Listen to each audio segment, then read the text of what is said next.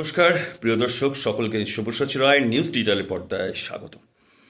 দেখুন, রাজ্যে এখন একটা বিষয় নিয়ে খুবই সমালোচিত চলছে বা জোর চর্চা, যে তৃণমূলের একাধিক পার্টি অফিস ভাঙচুর, তাদের যারা কর্মী সমর্থক আছেন মূলত অত্যাচারী করেছেন, তাদের বাড়িঘরে আগুন বা বাড়িঘর ভাঙচুর এরকম ঘটনা ঘটছে।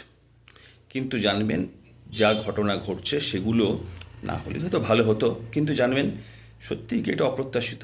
গত 15 বছরে তৃণমূল তো পথ দেখিয়েছে যে কি করে সরকারের থেকে, পাওয়ারের থেকে, ক্ষমতা থেকে নিজেকে বিনম্র না করে বরঞ্চ বিরোধী দলের পার্টি অফিস ভাঙচুর, দখল করা, নেতাদের গাড়িঘর ভাঙা, আগুন লাগানো তৃণমূল কালচার নিয়ে এসছে। তো দিল্লির ঘটনার পরিপ্রেক্ষিতে একদিনে পশ্চিমবঙ্গে 7,000 সিপিআইএমের পার্টি অফিস ভাঙচুর, আগুন লাগানোর ঘটনা, এবং প্রত্যেকটা দিন প্রায় এমন নিয়ম হয়ে গেছিল, সিপিএমের নেতারা যদি কোনো মারখা কর্মীর পাশে দাঁড়াতে যায় তাদের বাড়িঘর ভাঙচুর, থ্রেট করা।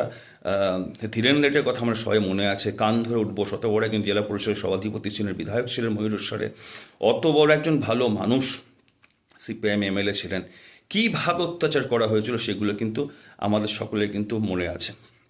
প্রিয় দর্শক, দেখুন, একটা কথাই তো আছে, পাপ কখনো বাপকে তো ছাড়ে না, এবং ইতিহাস কখনো তার যে ঘটনাগুলোর পুনর্মূল্যায়ন করে বা রিপিটেশন করে, এবং ব্যাপার আমরা জানি। সুতরাং আজকে যদি কালীঘাটে প্রেস কনফারেন্সে বসে তিনি বলেন যে আমরা বিনয়ী ছিলাম, আমরা কিছু ভাঙচুর করিনি। প্রথম কথা, বহু বছর আগে রাজ্যের প্রাক্তন আবাসন মন্ত্রী গৌতম দে, বর্তমান অসুস্থ গৌতম দে, থাকেন সল্টলেকে, বলে গেছিলেন যে তিনি হচ্ছেন বর্ন লায়ার, অর্থাৎ প্রাক্তন মুখ্যমন্ত্রীকে বলেছিলেন তিনি হচ্ছেন বর্ন লায়ার। দেখুন আজকে কত বছর পরে কিন্তু ঘটনাগুলো বোঝা যাচ্ছে সত্যি কি তিনি লায়ার নাকি অন্য কিছু। তার কারণ তিনি যা বলছেন পার্টি বেশ ভাঙচুর করেনি, কিছু করেনি, সত্যি কি তাই? মানুষকে তাহলে ঘাসে মুখ দিয়ে চলে, মানুষ কিছু মনে নেই?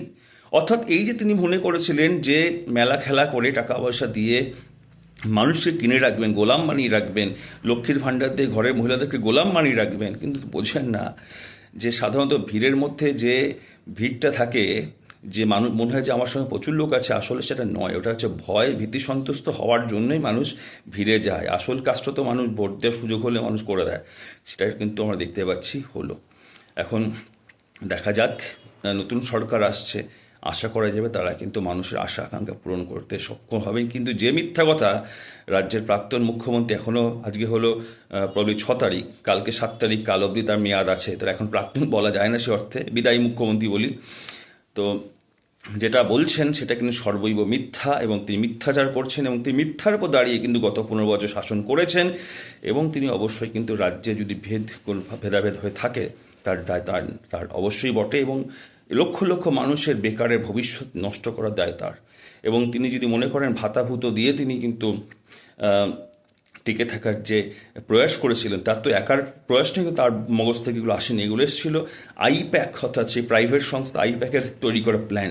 তো জানবেন আইপ্যাক তল্পি উঠে বেরিয়ে গেছে, অন্য কোথাও ধান্দা মানতে চলে যাবে। কিন্তু মানুষের চোখে কিন্তু আপনি আজীবন কিন্তু এই অর্থে পূজিত হবেন যে আপনি লক্ষ লক্ষ মানুষের কিন্তু যুবক যুবতী কিন্তু আপনি ভবিষ্যৎ নষ্ট করে গেছেন। তার দায় কিন্তু আপনার, এই অভিশাপটা কিন্তু আপনার থাকবে আজীবন। অর্থাৎ মুখ্যমন্ত্রী আর হবে কি না ভবিষ্যৎ বলবে, কিন্তু প্রধানমন্ত্রীর সবটা আপনার চিরতরে বিলীন হয়ে গেছে, এই বিষয়ে নিশ্চিত থাকবে।